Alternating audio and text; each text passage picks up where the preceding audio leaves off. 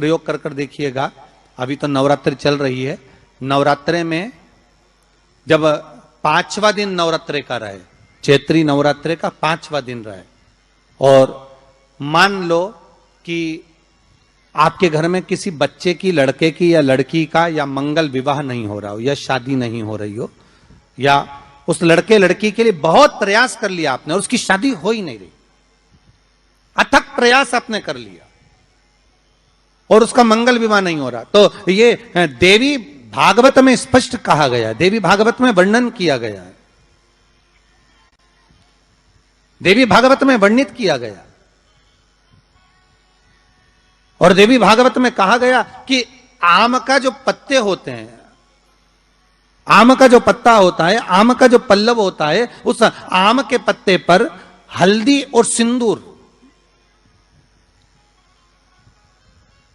इन दोनों से स्वस्तिक का निर्माण किया जाए। देवी भागवत का संवाद है, बहुत ध्यान देना महाराज। जिन कन्याओं का विवाह ना हो पंचमी के दिन, नवरात्रे की कोई सी भी पंचमी, मतलब जो पंचमी तिथि पड़ेगी, कोई भी नवरात्रा हो, चाहे वो 4 नवरात्रे में से, चाहे वो पौष का हो, अश्विन का हो, चैत्र का हो, आषाढ़ का हो, किसी भी नवरात्रे में आप कर सकते हैं। एक पान के पत्ते पर, एक ही पत्ते पर जो 2 स्वस्तिक बनेंगे, एक हल्दी का बनेगा, एक सिंदूर का बनेगा। बस अंतर इतना है, जो हल्दी का स्वस्तिक है उस पर कंकु के चावल, अर्थात रौली के चावल, रोली कुंकू के चावल रखना है, और जो सिंदूर का है उस पे हल्दी के चावल रखना।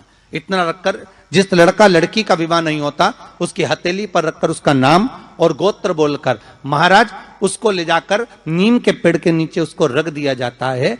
मात्र 3.5 या 4 महीने ऐसे रहते हैं जिसके अंदर उस लड़का लड़की का विवाह पक्का हो जाता है। जिसका विवाह नहीं होता केवल उसी के लिए। या चैत्र नवरात्रे में, शरदीय नवरात्रे में, आषाढ़ी नवरात्रे में,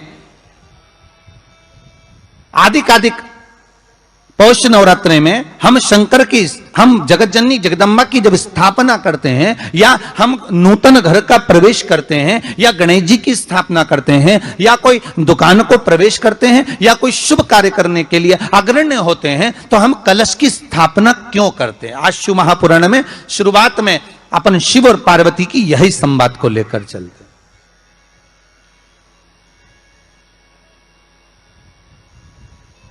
आखिर कलश में ऐसा क्या है?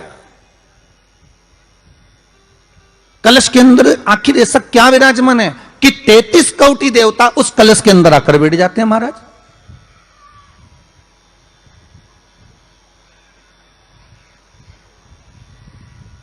आप कोई यज्ञ करने जा रहे हो, आप कोई पोथी पुराण करने जा रहे हो, आप कोई अच्छा कार्य करने जा रहे हो, तो ब्राह्मण देवता कह देते कलश की स्थापना होगी, कलश की शोभा यात्रा निकलेगी, कलश यात्रा निकलेगी, कलश विराजमान होगा। और आज हर की पौड़ी पर, प्रयागराज में, या उज्जैनी में, नासिक में जो बड़े बड़े कुंभ के मेले होते, कुंभ का मतलब भी तो कलश से होता है। उसकी महत्वता क्यों है? उस कुंभ की, उस घड़े की महत्वता कहां से प्रकट हो गई? शिव महापुराण की कथा कहती है महाराज, भगवान ओघड़दानी शंकर स्वयं आद्य शक्ति जगदम्बा से कहते हैं कि जगदम्बा तू क्या चाहती है बोल। तो जगत जननी जगदम्बा कहती है कि जहां मैं हूं वहां शंकर है। ये आपने कह दिया, पर जहां शंकर है वहां पार्वती का होना जरूरी है। उसके लिए सिद्ध करने के लिए एक स्थान ऐसा बनाया जाए जहां पर शंकर विराजमान है और शंकर के साथ पार्वती विराजमान है। तो शिव जी ने कहा पार्वती उसके लिए मैं तुझे एक सुंदर कलश का निर्माण कर देता हूं। दुनिया का रचनाकार, दुनिया की रचना करने वाले महाराज, संपूर्ण ब्रह्मांड की रचना करने वाले, जिनको भगवान शिव ने स्वयं ब्रह्मदेव से कहा है कि ब्रह्मा जी तुम सृष्टि खंड को आगे बढ़ाइए, सृष्टि की रचना करिए। और आज ही के दिन, यही चैत्रीय प्रतिपदा के दिन, यही इसको कहते हैं नया संवत्सर, नया वर्ष। हिंदू धर्म में क्यों कहा जाता है? आज ही के दिन ब्रह्मा जी ने महाराज सृष्टि की रचना करना प्रारंभ करा था। आज ही के दिन भगवान शिव और ब्रह्मा का संवाद हुआ था। सीधे भगवान शंकर ब्रह्मदेव के पास जाकर बोले थे, हे ब्रह्मदेव, आप सृष्टि की रचना करिए। तो ब्रह्मा जी ने पूछा था, सारे नक्षत्र आपने बनाए, सारे दिन आपने बनाए, सारी घड़ियां आपने बनाई, सारा पल आपने बनाया, मनुष्य की श्वास गिनती काउंटिंग अर्थात मनुष्य के शरीर की रोमावली ये सब आपने निश्चित करी है। फिर वही वाली बात आ गई जो पहले कथा में कहा, अपने लिए अच्छा वाला घी छाट के लाना, अच्छी कंपनी का लाना, और जब यज्ञ करने बैठे, पूजन करने बैठे, हवन करने बैठे, भगवान का कोई पाठ पूजन करवाई, पूजा वाले दुकान पे बोलना कि पूजा का घी चाहिए। तो वो पूजा का सामान बेचने वाला भी चतुर था, उसने पूजा का ही घी दिया। तो इन्होंने पूछा, भैया ये घी कितने का? तो क्या 80 रुपए का। तो 80 रुपए का आधा किलो? तो क्या पूजा का है? विचार करिए जरा। अब और मांग कितना रही है?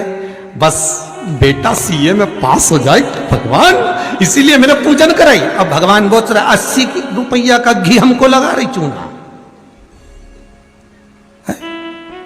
80 रुपया का, और वो पूजन वाले की दुकान पे जाके घी का दिया लगाइए। अगर 40 का पाठ कर रहे हो हनुमान जी का, और बहुत ज्यादा संकट है, बहुत ज्यादा परेशानी है, तो हनुमान 40 का पाठ करो तो तिल्ली के तेल का दिया लगाओ, काली तिल के तेल का दिया, तिल का तेल का दिया हनुमान जी के सामने आसन बिछाकर। बहुत तकलीफ है तो 3 पाठ प्रतिदिन करो, और एक आसन से जितने समय 9 बजे अगर आप बैठते हो पाठ करने तो 9 बजे ही बैठना है।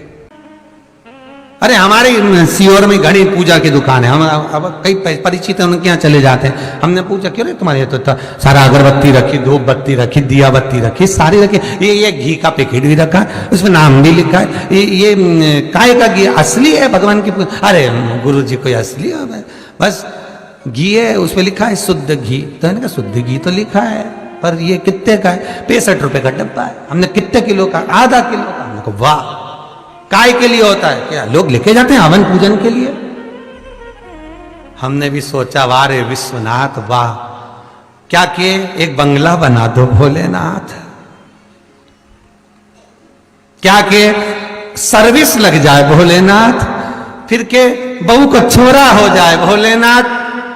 अब भोलेनाथ जी से पूछा ये देते क्यों नहीं? तो भगवान भी बोले बस वो पूजा वाली दुकान का 80 रुपए में काम चला रही है और ढेरों का मांग रही।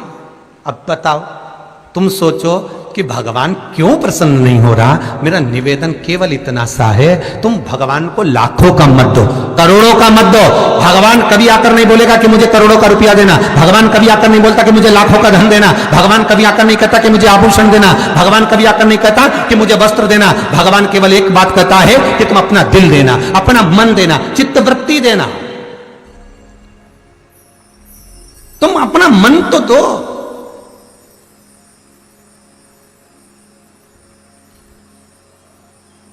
अपना भाव, अपना दिल, अपनी वृत्ति, अपना चित्त भगवान को दो।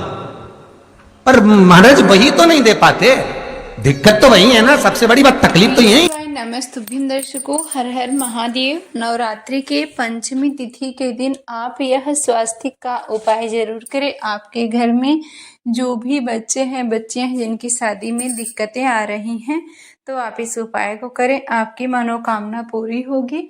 और जो भी भाई बहन चैनल पे नए आए हैं, चैनल को जरूर सब्सक्राइब करें।